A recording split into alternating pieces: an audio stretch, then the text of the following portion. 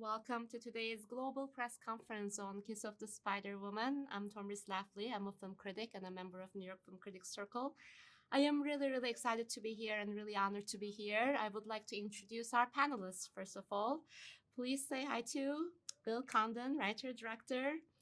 Jennifer Lopez, hello, welcome. Tonatiuh, so nice to see you. Likewise. And Diego Luna, hello. Hello. I would love to start with a question for you, Bill, and thank you for everyone, by the way, for pre-submitting these questions to us. Bill, what drew you personally to reimagine Kiss of the Spider Woman for today's audience? This is a story that's been told in many forms before. Yes. What was your attraction to it, and what makes this version distinct in your view? Well, it's a good question because you have to answer the question why when you take on something that's had so many different iterations. And for me, it was my love of the novel, and it felt as if even though all previous versions had been groundbreaking in their time, Puig was way ahead of all of them, and we've just caught up to everything he was writing about, specifically stuff about gender fluidity, and just the fact that it's a love story. The novel is a love story, a full love story, not a transactional love story. So it was a chance for me to be true to Puig. And Jennifer, on to you next. This is such an iconic and layered role. Congratulations. What initially drew you to this project, and why did you feel this is the moment now for you to take on a role like this to tell the story? Well, I've always wanted to do a musical. That's been something that's been a dream of mine and kind of in the back of my head for so long. And I got the script from Bill. Bill sent me the script, and the minute I read it, I was kind of blown away that it had all of the things that I imagined when I was like a little girl of what I wanted to do with my life were in this script. I got to sing, I got to dance, I got to act, I got to play like a big Hollywood movie star. It was like the stuff that dreams are made of. And so it was really a no-brainer for me. And the script was so lovely. Like he said, it is a love story at the core of it. And it was also kind of like this beautiful homage to how important films are in our life, and cinema is. And so I was taken by it the minute I read it and knew that it was something that I wanted to do. And emotionally and symbolically, there are a lot of dualities, obviously, to the characters that you play. The character Aurora, Spider-Woman, is both alluring and dangerous, symbolic and human. How did you approach those dualities in your performance? How did you embrace and navigate them? Yeah, it was 3 different characters that I got to play, and Ingrid Luna, the actress, that Tonatiuh's character Molina is in kind of like idolizes and is in love with. There's her, and then there's Aurora, and then there's the Spider Woman, right? And there's kind of like the dark and the light of like the 2 sides of somebody. And so and at the end of the day, you kind of look at it and you say, okay, Molina is Aurora. They are the same person.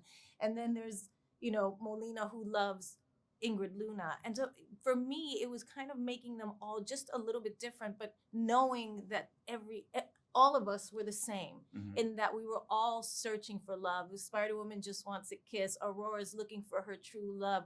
Molina's, dying to be loved, wanting to be seen. And even Diego's character, Valentín, wants to be seen, wants to be acknowledged, wants to be heard as a revolutionary and a political kind of, revolutionary in that way. So, yeah, I mean, there was just so many pieces to it. And there was, for me, playing each one of the 3 characters, it was about finding just little nuances. And, obviously the costumes and the hair and all of that helped to define each one.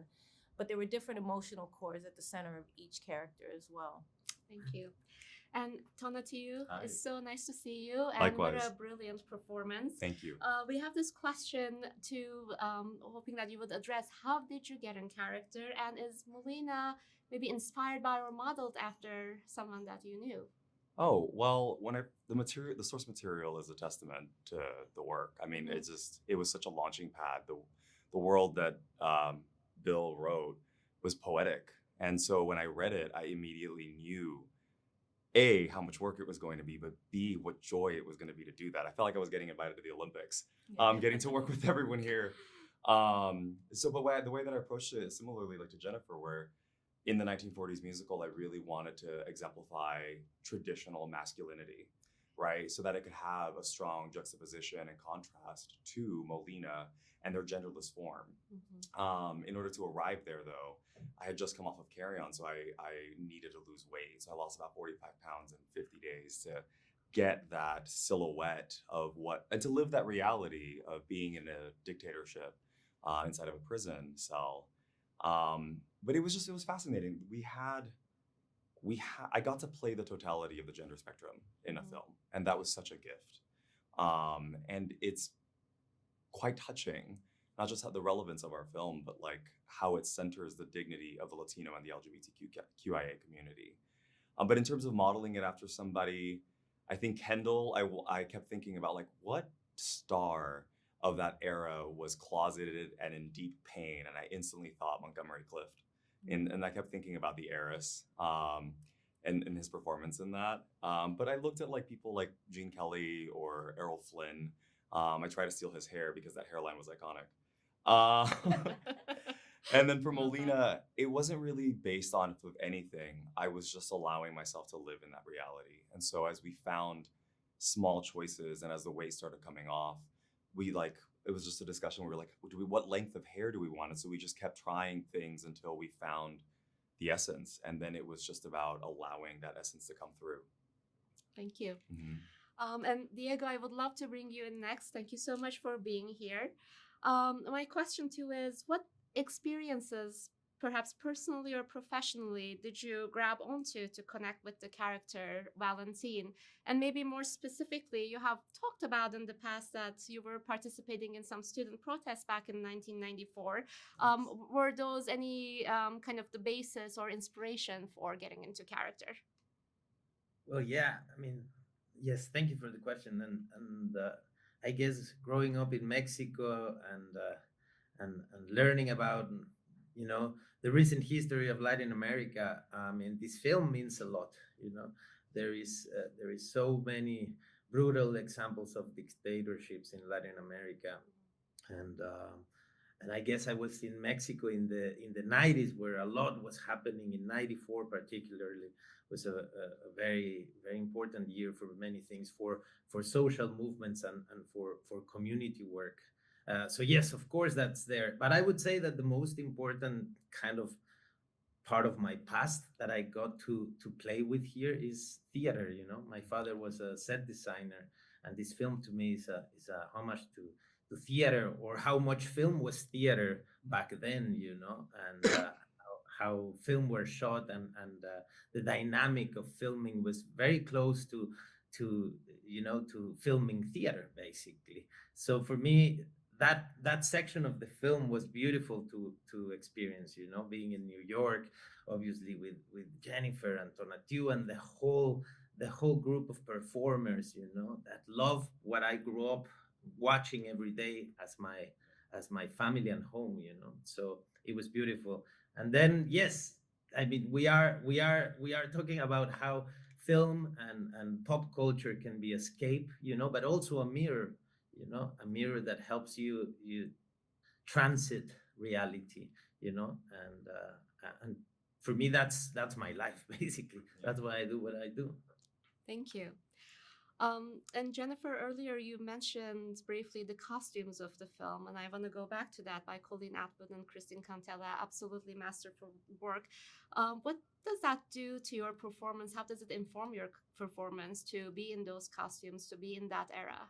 Yeah, it's the costumes and it's the hair and makeup, right? It's all of it, because my three characters are so different. And Colleen was very specific about what she wanted. It wasn't like other costume designers I've worked with, who they come with like all of these clothes and they're like, what do you think? Who is your character? I think this, and this. They have their opinions, of course. But she was very specific. She was like, this is the suit that I'm thinking of for this. And she had a sketch of it, and she had color swatches, and she was like, what do you think? Do you like this? Do you like that? And we kind of honed it down. But it made it very clear for me where I was in each moment, because we're not making a whole movie in the musical, right? We're like doing pieces of this movie. And so it's like, okay, where are we in this movie? What are we doing? And he was like, okay, And she was like, this is you're traveling here and you're doing this here and you'll have a suit here and you'll have this long dress here and this gold. I'm like, oh, okay, so we're in a big gala. This is a thing. It's black tie. And it made it very simple for me to understand exactly kind of who I was in that moment. So for me, the costumes are a very big part of understanding the character and kind of making the reality kind of come to life in that way. And Tonatiuh mentioned some golden age of Hollywood stars. Were there any names that you personally held close or thought about? It's funny, we talked about Judy Garland for Ingrid Luna a little bit, and we kind of looked at some of her performances for that. But I just think when I think of old Hollywood movie stars, I think of Ava Gardner or Rita Hayworth, those type of women. But Lana Turner was one that we looked at for the hair for Aurora. Yeah, so there was different ones that we looked at. We had and Audrey Hepburn, oddly, for the Spider Woman. Yes. For a minute, right? Yes, we did. Also, you channeled like Marilyn, like in Give Me Love. I was gobsmacked watching her. Also that. I was just like, my God, she's here. You were stunning. Yeah, thank you. Yeah, no, there was a lot of. It was just like the classic Hollywood movie star, and I think that's what we wanted to do. Wonderful. Yeah. A question for all of you. Maybe we can start with Bill. The story balances fantasy and survival, dazzling musicals on one side and political imprisonment and forbidden love on the other side. Yeah. How did you ensure that these two love stories and different layers, imagined and the real, weren't just entertainment but reflections of the truth that we need today? How did all of you, as stars and writer-director, embrace those truths within the movie? Well, I think starting when I was writing the script, it became clear this is the first time there's only been one movie that gets narrated. And so the movie within the movie here, the musical, is invented for this film. And I was always worried about the fact that we were going to, invest this time with these two prisoners in a cell and then interrupt it with musical number and then go back, and that would start to be something that an audience resented. So it was very, it's very important that the story of what's happening in the prison cell kind of continued through the movie within the movie. And I think I think the penny drops for an audience. I've seen it a number of times now, about 20 minutes in, where they sort of like, oh, it's not being interrupted. We're actually learning more about Molina through the story that he's telling. And then there's a great moment when Valentín wants to hear more about the movie, and then by the end, he is projecting his own feelings onto Armando. He's taken that leap, so that was the crucial like connecting thing. Thank you. And Jennifer and Tonatiuh, would you like to weigh in on about embracing the truths beyond the entertainment element of the movie? Well, I don't know. I think like at the intersection of what my ethos as a performer has always been to allow my body to serve a larger purpose, right? And I think that there's a ikigai is where like your purpose and the work that you do kind of meet. And so with this film, I think that there's a certain level for all three of us, for all of us in this, where we are championing communities with this story and reminding people of the dignity and the values of both the LGBTQ community, the Latino community. So I don't know, there was an essence here where that felt like there was a purpose and entertainment at the same time. Thank you. Yeah, you talked a little bit about why do this movie now. I think, like Bill said, Manuel was kind of ahead of time. Yeah, exactly. But also, it's not done. Yeah. I feel like the story and the message is not done yet. It needed to be told again to this generation. We need to remind people of the humanity of these communities. Yeah. We need to remind people that love is love. Yeah. And it doesn't. It's a story that I think will keep being told until everybody gets on board with the fact that we're all just people. Exactly. And we all should just be loving each other. There's it doesn't matter. It doesn't matter who we are on the outside, because you have this cisgendered man who's like political, tough, revolutionary, and then you have this, window dresser who's on, the gender spectrum, and we're not quite clear like what it is from that time because of the, it was in the 80s. And you have the two of them kind of just seeing the humanity in each other, realizing they need each other, Yeah. falling in love with who the other person is, one taking on these political, kind of ideals and wanting to help and change his life from being just wrapped up in movies and beauty and love and all that. And then, Valentín doing the same thing and kind of embracing love and letting all of his ideas of who he thought this person was and seeing him for the loving, beautiful human that he is. And to me, that's what the movie is really here to do and to say in this moment. Thank you. And Diego and Tonatiuh, the next question is for both of you. Maybe we can start with Diego. The relationship between Valentín and Molina begins with conflict, but grows unexpectedly into intimacy. What did you discover about yourselves as actors while navigating that shift from tension to tenderness? Yeah, I mean, and this connects with the previous question, I have to say, because to me, that's the core of the film. What these people allow themselves to experience. It doesn't matter the conditions.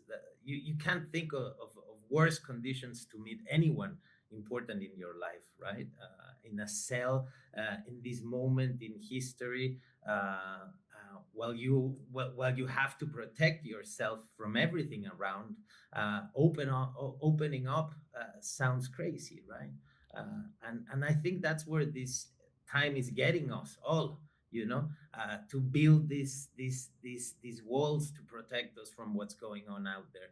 And the film tells that the solution, in fact, is in the exact opposite reaction, in being vulnerable, in opening up.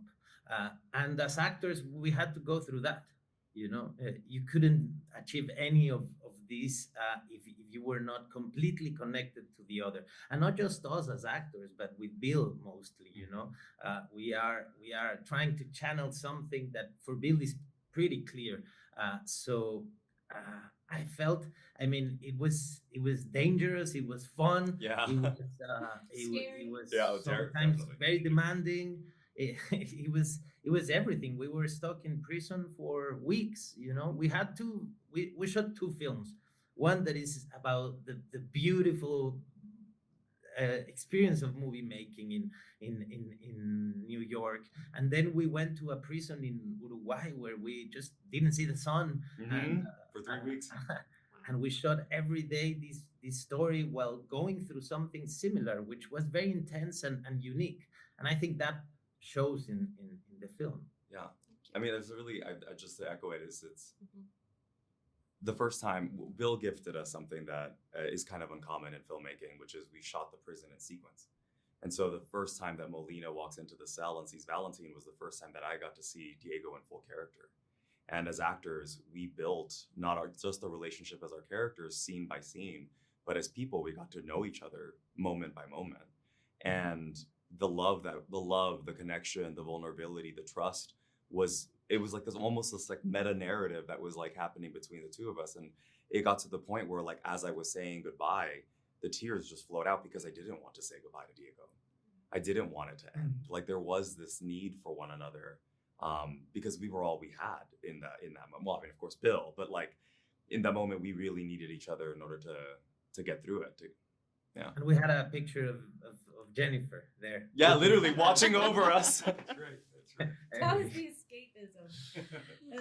No, when we were doing it, that was fun. But that's the thing. It's like the escaping into the musical for them, and kind of Tonatiuh's character, really identifying with who, Aurora was and her need for love and the fact that she felt cursed. And and how you were cursed in the prison at that moment and couldn't find love and wanted that so badly, and now that she found it, that she had to give it up. Those, and the Spider Woman wanting the darker side of that, of like wanting to take it away, from I'll protect you, but I want to take it. There was so many dynamics about love in it, but at the end of the day, like I said earlier, it really is about that all of them were experiencing the same thing in a way, which is the pursuit of feeling love. And we did talk about this briefly, this idea of film, movies as a safe space. So on that note, I would like to direct this question to everybody, maybe starting with Bill. Can you name a film that is your kind of personal safe space, a film that you really hold close and you turn to? Oh my God, so many. I know, right? I know. Jesus. It says something about me that it would be Vertigo. Can you imagine? But I love that answer. It is a movie that I keep coming back to. So I guess that's it. Yeah. Jennifer, do you have one or 10?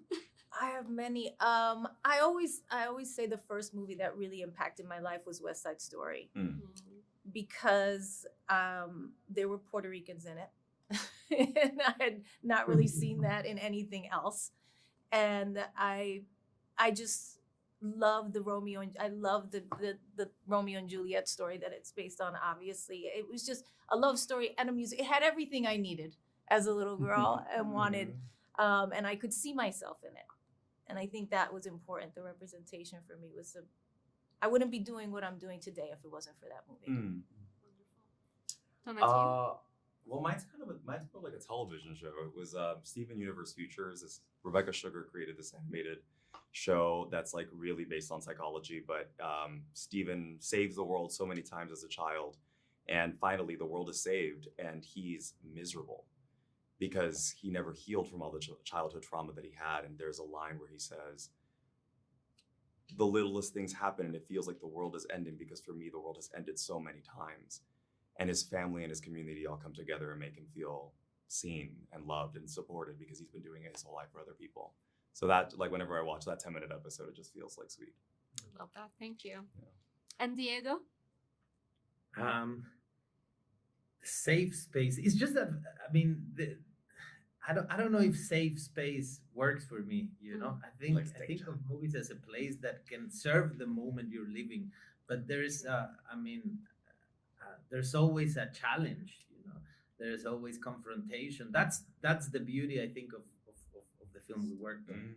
But I would say the Bicycle Thief. That's the one that I have had issues. So that's a film that gets me every time and that I go to quite a lot. Thank you. And I think in speaking about Kiss of the Spider Woman, we have to talk about the amazing choreography of the dance moves of this. So maybe again, a question for everybody. We can start with Jennifer this time. What was it like to collaborate with choreographers Christopher Scott and Brandon Bieber, embracing the themes And and Sergio Trujillo. Sergio Trujillo. Yeah. Who did a lot of it. Yeah, no, he's number one. Yeah. He's number one. It was amazing. You know, I do a lot of shows, my own shows, and I do a lot of dancing, but I hadn't done this type of dancing for years and years and years, kind of that musical theater, jazz, technical style of dancing, Broadway style of dancing. And so it was challenging. It was challenging, but so much fun because, again, it was something that I had wanted to do for so long. I just loved it. I loved every minute of it. I remember with Diego and Tona, both of them, they were kind of a little bit more like, what are we doing? Well, yeah, but We're you're terrified. you're the dancer. I know. We were like, that's what I'm saying. And they were like, what are we fucking? And I was like, we're just going to act it. You're going to act like you're Gina. You're going to act it. We can do this. This is so easy. You guys are, I knew that it was going to be beautiful.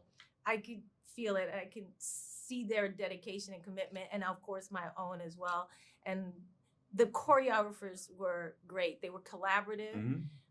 In the room, I sat in there while they were creating. They let me input. I told them what I could do, what I couldn't do. Yes, I can jump off the bar. Yes, I can do. Yeah, I can do all of it. Can you do it all in one take? Bill says. Yeah. I think so. Yes. And we did. And you did. And we did. Exactly. Yes. We all did. Yes. We all did. It was awesome. Yeah, it was really cool. It was fun. I mean, they put me through the Broadway boot camp. Well, I mean, you get the letter, and you get the offer, and it was like, now you're going to sing and dance next to Jennifer Lopez, and I was like, Yeah. All right. It's the Olympics. It's time to train. So I felt like Rocky, like in Broadway, just like every morning, here we go. But I'm a Capricorn. I love the challenge, and Sergio and Brandon. I love that you're a Capricorn. I'm a Capricorn. I love the I love a challenge. You listen, you're a Leo, you love that. And I'm like, I'm a Leo. I love the dresses. But no, I told him, I was like, if there's a way of making it better, then tell it to me. You know, I was like, is my line wrong? Fix it. Like, it needs to be great. Like, that's where Sergio was great. Yeah. I think is because I was like, is my arm in the right place? Can my turns be better? Tell me what I'm doing. He's like, we got it. No, literally. Do this, do that. But he was. He had to come up to me. He's like, babe, you've got it. Now you just have to have fun. Remember that acting part that you said you were good at? Go do that. And I was like, oh, right. No more the technique. Throw it out. Yeah. I guess that's the way he was with you. With me, I have the feeling if I ever sit down next to him to watch the film, he's gonna keep giving the notes. They're like, no. But you were so wonderful. You're I incredible. remember, Diego saying he was nervous about the dancing part of it, and when he started doing it, I was like, he's phenomenal. it was so beautiful. It was so great. It was amazing. You were a unreal. great dance partner for me. I loved it.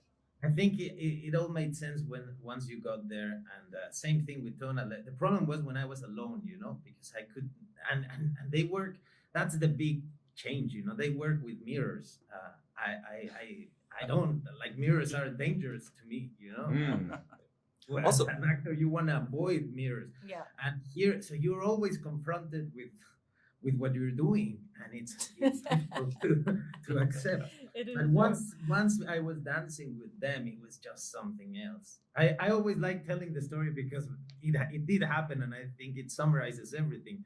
Because my daughter went to see me on a rehearsal, yeah. and on the way home, she was like, "Dad, just don't stand too close to Jennifer, because then it shows that.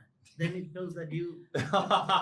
And I go like, "No, baby, I'm gonna be dancing with Jennifer." Also, hats off because the dancing in a corset is hard. Yeah. Dancing in a corset. I remember like for the tango, I got strapped in they put me in little kitten heels. I wanted the bigger ones. But I was just like, oh my God, you have to do this backwards and in heels? Yeah. It is intense. Yes, But we do. It is theater, because every time you could see, like every time,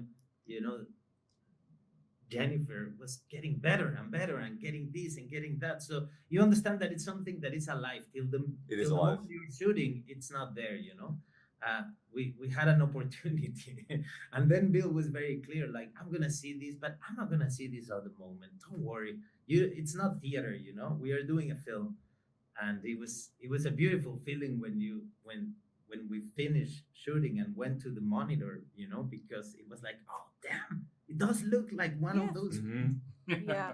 We actually got it, and obviously it's thanks to the work of all the choreographers and the performers around us. Also. Yes. Yeah. They make it so easy for But you. but They know to- you are like, To be fair, we didn't have a lot of time. None.